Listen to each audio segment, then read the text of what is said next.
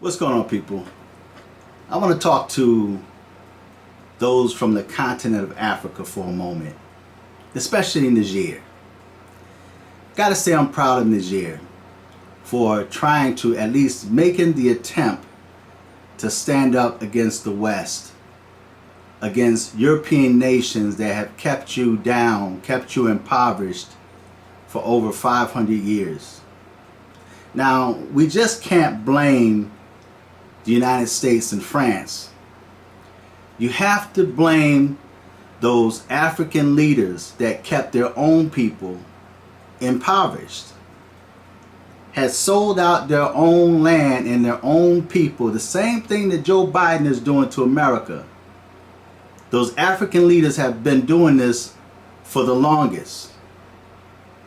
And now, how dare Niger want to stand up and take back their own land? How dare? How dare Niger decide to kick out the colonizers and want to take control of their own natural resources? How dare they do that? And I think it's quite nervy of France now wanting to go to war or threatening to go to war or even sanctioning them because of the fact that they want equal share. Now, one thing I would say to the Africans, a revolution cannot occur without bloodshed. I hear a lot of the African leaders are talking about peace. We want peace. We don't want to go to war. We don't want this. We don't want bloodshed. We don't want this. Listen, that's the only language the colonizers know. So you can't come at them with peace and harmony and we want everybody to get along and we just want a piece of the pie, of your own pie. You should be calling the shots. But yet you are still telling them how peaceful you want things to be and they see right through your weakness.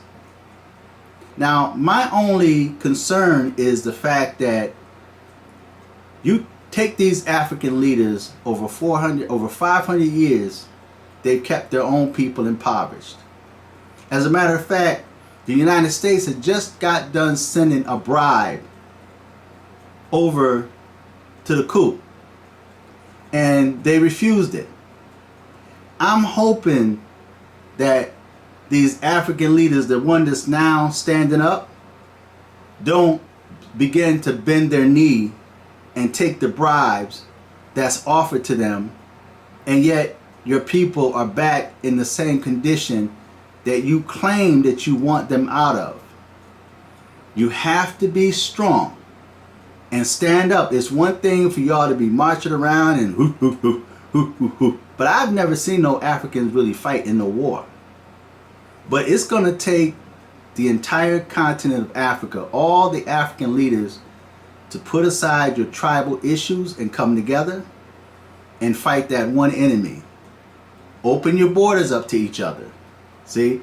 Now, this young dude, man, that stood up, I'm proud of him, but I hope that he keep that same momentum and don't allow the West, allow the colonizers to talk you down. Be willing to risk your life, even if it means bloodshed. You would at least be preparing for the children or the leaders for tomorrow. And you will go down in history as the one that decided to stand up to the colonizer and turn things around in Africa. See, I've been saying this all along. Africa, the continent of Africa, need one. Yeah, you have your individual countries, but you guys should have one army, navy, air force that's throughout the whole continent of Africa.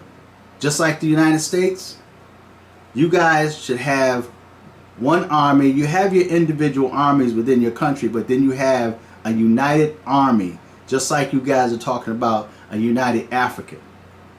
Right? But I'm hoping that you guys don't get weak and bend the knees to the colonizers Be willing to shed your own blood. Be willing to lose your own life for freedom. And I give you guys credit because you're now doing what American blacks are afraid to do. See, they've already been damaged and destroyed. See, they're already still stuck on the Democrat plantation and they control their minds. But now you have an opportunity to come out of captivity and control your own resources. So I'm hoping that this young dude, that the African leaders of tomorrow don't fall into the same snares that your foreparents fell into and sacrifice your own people, okay? Because you have so much natural resource. How does it look France and America and other nations are like prosperous, and yet they're taking the natural resources from you and giving you nothing in return, and your people are poor, and then they're going to tell you and threaten you with sanctions and war? Listen, there's a consequence. There's always consequences, man, to you standing up for your rights and your freedom. A lot of black Americans have lost their lives since captivity, and to this day they're still fighting. As a matter of fact, American blacks have become weaker and have lost the will and desire to fight. But you're standing up against nations now, and I give Russia props, regardless of their underlying agenda. But Russia has never enslaved any blacks, have colonized no one. Okay, so if Russia and China, the enemies of America, is willing to help you and to help you build Africa physically, let them do that. Trade with them, but control your natural resources. You take control of that, and don't allow America or nor the colonizers to dictate to you. They're dictating to you in your own land. You're telling them to get out, and they're telling you, no, we ain't going nowhere. Or we're going to sanction you. Or we're going to go to war with you. And if Nigeria decides to want to side with the colonizers, then they're your enemies. And you don't sleep on your enemies. So that's what I got to say when it comes to Niger or Niger. But I'm sitting there thinking, like, how dare those Nigers?